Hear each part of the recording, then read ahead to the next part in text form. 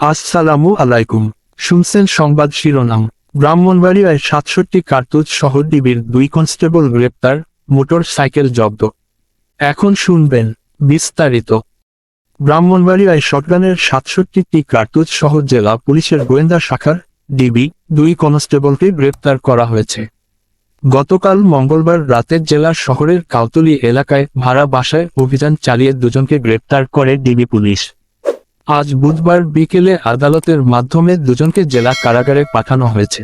অভিযানের সময় দুজনের কাছ থেকে ২৭টি ভারতীয় শাড়ি, ১ জোড়া হাতকড়া ও ১টি নম্বরবিহীন মোটর সাইকেল জব্দ করা হয়েছে।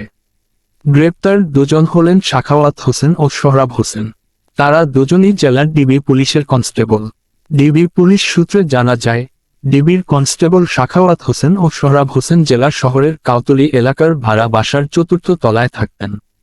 এক তথ্যের ভিত্তিতে জেলা পুলিশের অতিরিক্ত পুলিশ সুপার, অপরাধ ও অভিযান মোহাম্মদ ওবায়দুর রহমানের নেতৃত্বে ডিবি পুলিশের ভারপ্রাপ্ত কর্মকর্তা ওসি শহীদুল ইসলাম সহ অন্য পুলিশ সদস্যরা অভিযান চালিয়ে দুজনকে আটক করেন।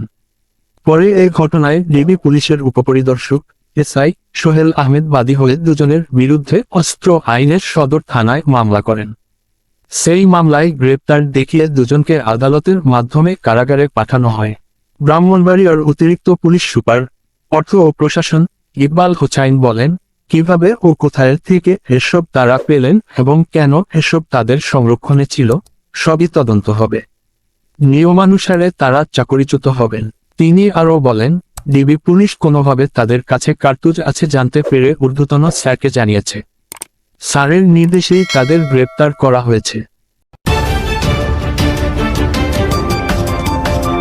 ব্রাহ্মণবাড়িয়া 24.নিউজ।